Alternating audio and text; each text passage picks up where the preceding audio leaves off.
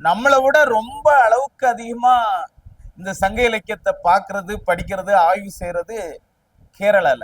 ரெண்டாவது அவரு வம்பிழுத்தது சீமான் அவர்களை வம்பிழுத்திருப்பாரு. அவர் என்ன சொல்லியிருப்பாரு அப்படின்னா, நீங்க நூலை படித்தவர்களுக்கு தெரியும், சமணமும் பௌத்தமும் அது வணிகர்களுடைய மதங்கள், பெரிய ஆட்களோட மதங்கள். அது ரொம்ப ரிச் மேன்ஸ் ரிலிஜன் தான் அது. இந்த நூல் அறிமுக நிகழ்வு தல்லாகுளம் கிளை நூலகம் ஏற்பாடு செய்து இது நடத்தி கொண்டிருப்பதில், கலந்து கொள்வதில் நானும் மகிழ்ச்சி அடைந்தேன். அதுக்கு முதல்ல நண்பர் ஆறுமுகம் அவர்களுக்கு, ஆறுமுகம் கிருஷ்ணன், அதான் அவங்க அப்பாவோட பேரும் சேர்ந்துன்னு நினைக்கிறேன், அவருக்கு தான் நன்றி சொல்லணும். பொதுவாக நாங்கள் வழக்கறிஞர்கள் ஒரு குழுவாக ஒரு வழக்கையோ இல்லாட்டி வாதிடும் போது என்ன சொல்லுவோம்னா, முன்னாடி ஏற்கனவே பேசின வழக்கறிஞருடைய வாதங்களை அடாப்ட் பண்ணிடும்.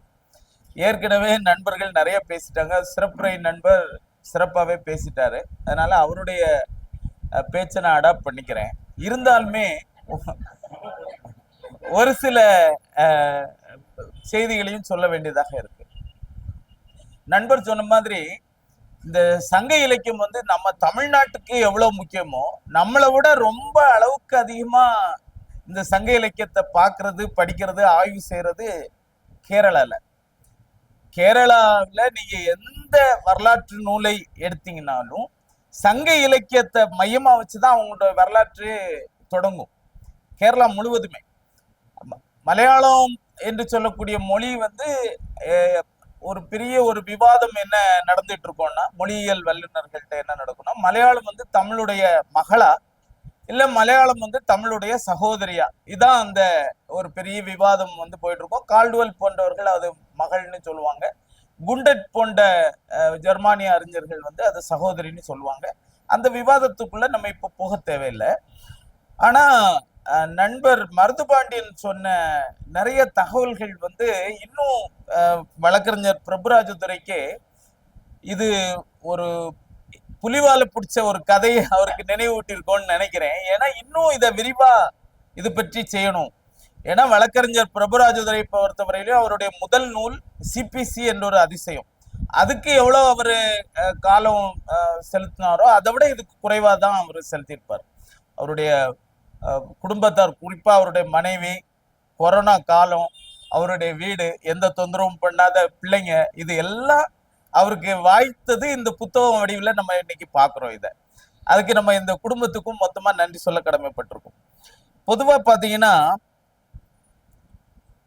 3 பேரை இந்த புத்தகத்துல அவர் வம்பிழுத்திருப்பார். முதல்ல வம்பிழுத்தது வைரமுத்து. அது சொன்னார் அவரு, வைரமுத்துக்கு கபிலரை பார்த்தா பொறாமையா இருக்குன்ற ஒரு விஷயத்த அவர் பதிவு செய்திருப்பாரு. ரெண்டாவது அவர் வம்பிழுத்தது சீமான் அவர்களை வம்பிழுத்திருப்பாரு.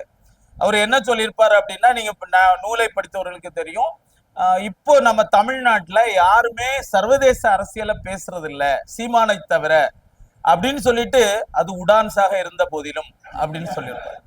அது கொஞ்சம் சிக்கலான ஒரு பதிவு தான். அதே மாதிரி இன்னொரு இடத்துலயும் சீமான் அவர்களை வம்பிழுத்திருப்பாரு. அவரு சீமான் அவருடைய கட்சிக்காரரா இருக்கிறதுனால அந்த உரிமை எடுத்திருக்கிறாருன்னு நினைக்கிறேன். என்ன மாதிரி வம்பிழுத்திருப்பாருன்னா, இந்த பிள்ளையார் பிடிக்க போய் அது சீமானாக முடிந்ததுன்னு சொல்லியிருப்பாரு. அது கொஞ்சம் சிக்கலான பதிவுன்னு தான் நான் நினைக்கிறேன். இது சீமானுக்கு வம்பிழுத்துட்டாரு. மூணாவதாக அவர் வம்பிழுத்தது எங்க ஊர்க்காரங்களை. அது எனக்கு இப்போ வாழ்க்கப்பட்ட ஊர் மதுரை, அதனால எனக்கு அது பெரிய சிக்கல் ஏற்படுத்தல. நாகர்கோவில்காரங்களை வம்பிழுத்திருக்கிறார். அது நீங்க நூலை படித்தவர்களுக்கு நன்றா தெரியும். ஒரு அம்மா தூத்துக்குடி ஏர்போர்ட் வழியா, வழக்கமா திருவனந்தபுரம் ஏர்போர்ட் போறவங்க தூத்துக்குடி ஏர்போர்ட் வழியா போறாங்க.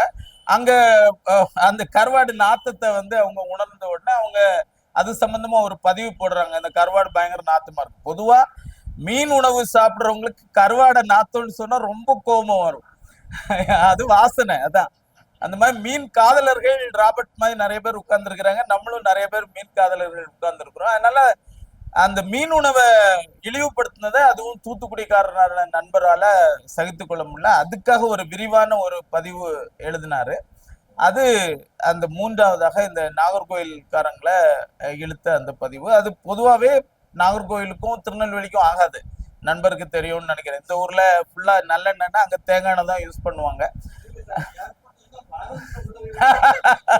அதனால அவர் என்ன சொன்னாருன்னா, ஒருவேளை அதானி அந்த இடத்த வந்து ஏர்போர்ட்டுக்கு எடுத்துட்டாருன்னா பார்வதிபுரம் அப்படின்னா என்ன அர்த்தம்னா மொத்த நாகர்கோயிலுமே போயிடும், வேற ஏர்போர்ட் தான் இருக்கும்ட்டு வம்பிழுத்து வச்சிருந்தாரு. இப்போ ரெண்டாவது இது வம்பிழுத்தது 3 பேரு.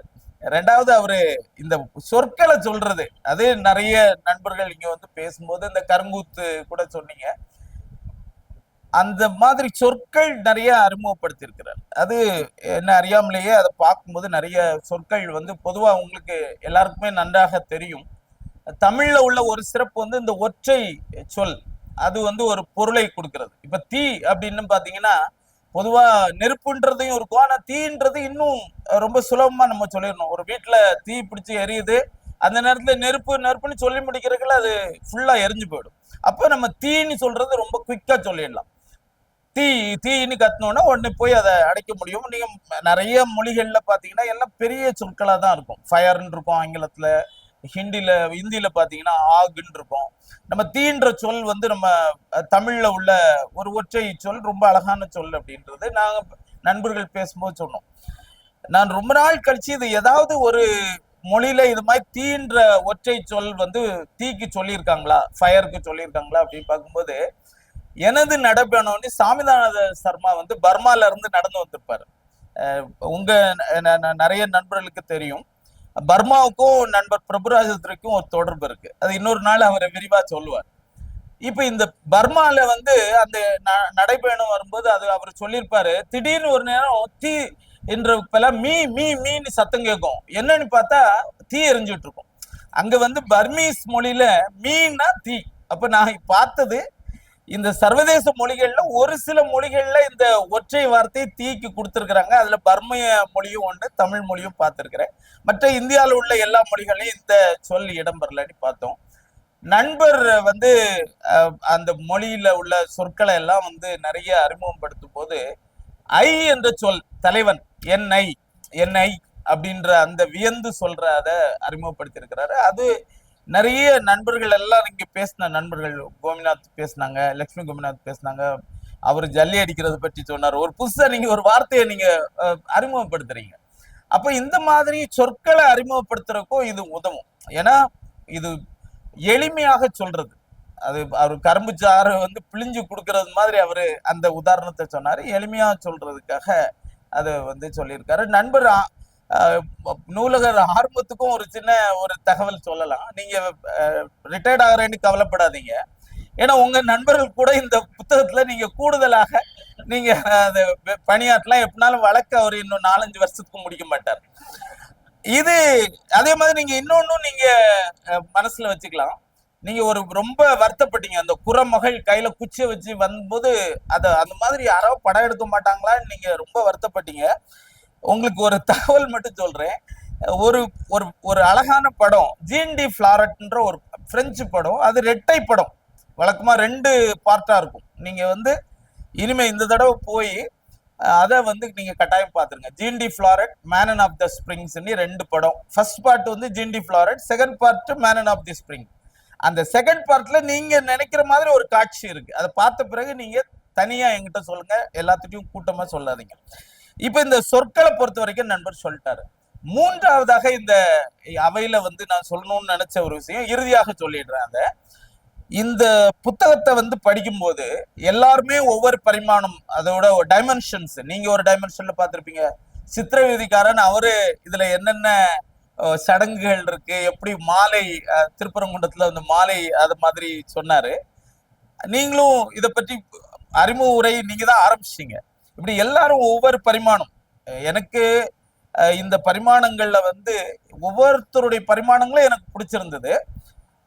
மருதுபாண்டியன் சொன்ன ஒரு விஷயம் மட்டும் லேசா முரண்படலான்னு நினைக்கிறேன். ஏன்னா மருதுபாண்டியன் என்ன சொன்னார்னா, இது இந்த சமணமும் பௌத்தமும் இதுல ரொம்ப இடம்பெறல. ஏன்னா சமணமும் பௌத்தமும் ஒரு 300-400 வருடங்களுக்கு முன்பாடே தமிழ்நாட்டுக்கு வந்துடுச்சு.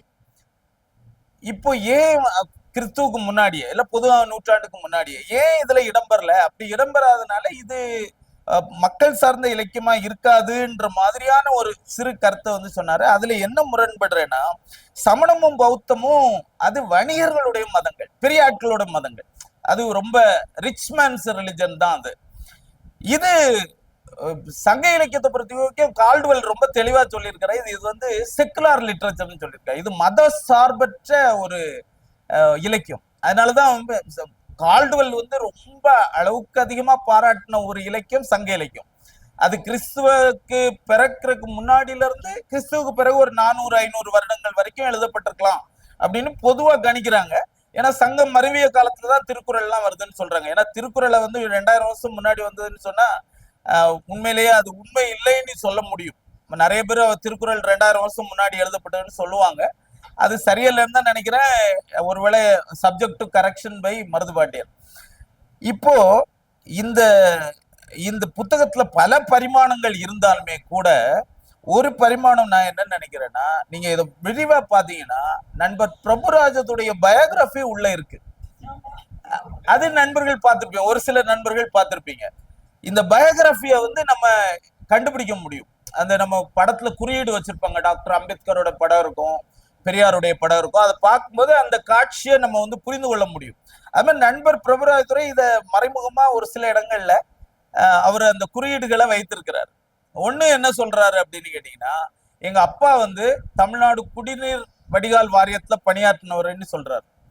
ஒருவேளை அதனாலதான் தண்ணீர் பிடிக்கும்னு நினைக்கிறேன் நமக்கு இல்ல. அப்ப இந்த குடிநீர் வடிகால் வாரியம் வந்து அதுல அப்பா வந்து வேலை பார்த்திருக்காங்கன்ற விஷயத்தை இதுல இருந்து எடுத்துக்கலாம். இது தனியா பேசும்போது சண்முகவேலுக்கு கூட தெரியாது. ரொம்ப நெருங்கிய நண்பர் சண்முகவேல். ஆனா சண்முகவேலுக்கே நிறைய விஷயங்கள் தெரியாது. அவர் பெண் வேடம் விட்டு நடிச்சிருக்கிறாருன்ற விஷயம் அவருக்கு தெரியாது. இப்ப போகும்போது அவருக்கு குறித்து வைத்திருக்கிறார், நான் போய் கேட்கணும் எப்ப நடந்தது இதுன்னு. ஏன்னா இது அடுத்து இந்த விரிவாக்கம் செய்யும் போது அதையும் அந்த குறிப்புல எழுதிடுவார். ஏன்னா இப்ப நீங்க வெளியே சொல்லிட்டீங்க, அதனால எழுதிடுவாரு. ரெண்டாவது அவர் என்ன முக்கியமா என்ன சொல்லியிருக்கிறாரு அப்படின்னு கேட்டீங்கன்னா, அவங்களுடைய தாயாரை பற்றி ஒரு குறிப்பு இருக்கு. எனக்கு ரொம்ப வியந்த ஒரு விஷயம் அதான். நான் ரொம்ப வியந்து இந்த புத்தகத்துல உள்ள அந்த பரிமாணங்கள்ல என்னை கவர்ந்த பரிமாணம்னு நான் சொன்னேன்னா அது மட்டும்தான் என்னால சொல்ல முடியும். ஏன்னா தாயாரை பற்றி அவர் என்ன சொல்லியிருக்கிறார் அப்படின்னு கேட்டீங்கன்னா, எல்லாரும் சட்டக்கல்லூரியில படித்த மாணவர்கள், நண்பர்கள், சட்டக்கல்லூரி வழக்கறிஞர்கள் எல்லாருக்குமே முடிச்ச உடனே ஒரு சின்ன ஒரு தயக்கம் இருக்கும். பிராக்டிஸ் போகவா, இல்ல நம்ம வந்து மேல் படிப்பு படிச்சு டீச்சிங் லைன்ல போகவா, இல்ல நம்ம இன்னும் ஒரு பிசினஸ் அட்மினிஸ்ட்ரேஷன் படிச்சு அடுத்து கேரியர் ஆப்ஷன்ஸ், இது எல்லாத்துக்கும் ஒரு பயம் இருக்கும். இது எங்க எல்லாருக்குமே, நண்பர்கள் எல்லாத்துக்குமே இருந்தது. நண்பர் அஜ்மல் கானுக்கு இருந்தது, நண்பர் பிரபுராஜத்துறைக்கு இருந்தது, எனக்கு இருந்தது, மற்ற எல்லா நண்பர்களுக்கும் இருந்திருக்கும். சண்முகல் கூட இருந்திருக்கும்னு நினைக்கிறேன், அவருக்கு தனியா கேட்டாதான் தெரியும். அப்போ ஒரு நாள் அம்மா வந்து படிச்சு முடிச்சுட்டு அடுத்து என்ன செய்ய போறீங்க அப்படின்னு கேட்கும்போது இவர் விளையாட்டா சொல்றாரு. என்ன சொல்றாருன்னா, நான் லண்டன்ல போய் மேல் படிப்பு போஸ்ட் கிராஜுவேஷன் படிக்க போறேன் அப்படின்னு சொல்றாரு. உடனே அம்மா வந்து என்ன சொல்றாங்க, பரவாயில்லடா படுறா, நான் வீட்டை விட்டு படிக்க வைக்கிறேன்டா அப்படின்னு அம்மா சொல்றாங்க. ஆனா அது அப்படி செய்யக்கூடிய அம்மா, அது எங்களுக்கு எல்லாத்துக்குமே தெரியும். ஷீலா, அவருடைய துணைவர் ஷீலாக்கு தெரியும், பிரபுக்கு தெரியும், இங்க இருக்கிற நிறைய நண்பர்களுக்கும் தெரிஞ்சிருக்கும். ஏன்னா அந்த மாதிரியான ஒரு சூழல் தமிழ்நாட்டுல இருக்கு. ஏன்னா அந்த பரிமாணத்துலதான் அந்த கற்றல் நன்றி என்று சொல்லக்கூடிய அந்த பாட்டை அவர் சொல்லியிருந்தாரு. அது அவருடைய குடும்ப பரிமாணத்தையும் சேர்த்து பயோகிராஃபியும் சேர்த்து இதை சொல்லியிருந்தது எனக்கு மிக மகிழ்ச்சி அளித்தது. உள்ளபடியே இந்த நிகழ்வு வந்து ரொம்ப அருமையான மகிழ்வான ஒரு குடும்ப நிகழ்வாக இருக்கிறதுல மகிழ்ச்சி அடைகிறேன். நன்றி, வணக்கம்.